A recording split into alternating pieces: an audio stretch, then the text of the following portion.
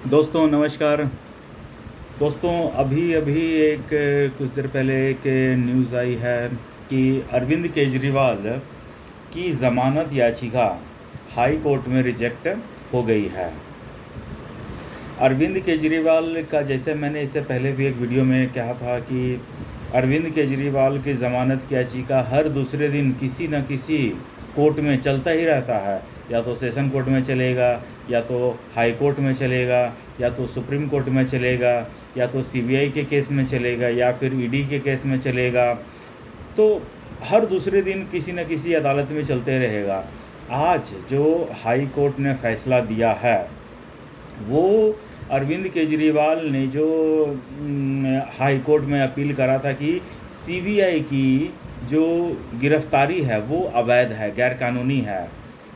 तो high court ने अपना बहुत स्पष्ट निर्णय दे दिया है कि सीबीआई की गिरफ्तारी अवैध नहीं है, गैरकानूनी नहीं है, इलीगल नहीं है। तो अब कायदे से तो अब सीबीआई अरविंद केजरीवाल की गिरफ्तारी ईडी के केस में भी लीगल ही थी। कायदे से देखा जाए तो सीबीआई के केस में भी अरविंद केजरीवाल की गिरफ्तारी लीगल ही है।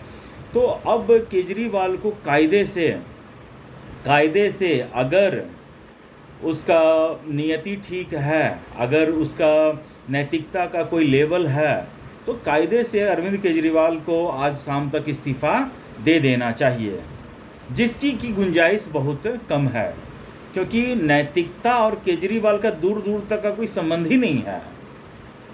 सोचिए, जो आदमी मतलब कि अपना मिनिस्टर को बिना इस्तीफ़ा दिलवाए 6-6 महीना वो जेल, साल भर जेल में रहा और उससे रिजर्वेशन नहीं लिया हो, वो आदमी क्या मतलब कि इतना जल्दी इस्तीफ़ा देगा? और इन सब के बीच में तो हम भूल ही गए कि केजरीवाल पिछले 100 दिन से जेल के अंदर, 115 दिन से, मतलब उसने शतक ठोक दिया और किसी को पता भी नहीं चला। तो उस केजरीवाल ने शतक ठोका है, तो इसके लिए केजरीवाल को बधाई। और हम तो चाहते हैं कि वो दोहरा शतक, 13 शतक ठोकें और जेल में अच्छा से जीवन यापन करें। और केजरीवाल ने एक और काम किया है। केजरीवाल ने भ्रष्ट नेताओं के लिए एक बहुत बड़ा स्कोप खोल दिया है कि आप कितना भी भ्रष्टाचार करो, जेल जाओ, कुछ भी हो जाए, इस्तीफ़ा नहीं देना है।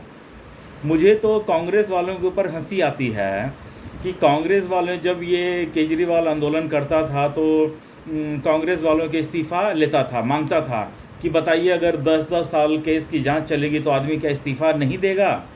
आज केजरीवाल की वाइफ कहते रहती है कि क्या 10 साल केस चलेगा तो इसको जेल में रखिएगा। तो केजरीवाल 180 डिग्री, 360 डिग्री घूम गया है, अपने ही एक्सिस पर बैठे बैठे है, और दूसरों से बात करता है नैतिकता की। बताइए, केजरीवाल में नैतिकता इतनी सी भी नहीं बची है। अब आज के समय में कोई भी नेता हो, मंत्री हो, अगर वो कुछ गलत करता है, भ्रष्टाचार करता है, तो अब किसी में इतनी नैतिकता नहीं बचेगी कि वो किसी से इस्तीफ़ा मांग सके। केजरीवाल तो अपोजिशन के साथ है, वो तो इंडी अलायंस में है। तो सोचिए, कल को अगर बीजेपी का कोई मंत्री या कोई किसी भ्रष्टाचार में पाया जाता है तो किस मुंह से कहेगा कि इस्तीफ़ा दो? बताइए। तो उसने तो एक बहुत बड़ा स्कोप खोल दिया है और केजरीवाल की राजनीति ऐसे ही चलते रहेगी और यकीन मानिए वो इसी तरह जीतता जाएगा। लोकतंत्र के चेहरा पर एक कालिक है केजरीवाल नाम का, और ये चल रहा है। और न्यायालय को तो मैं प्रणाम करता हूँ।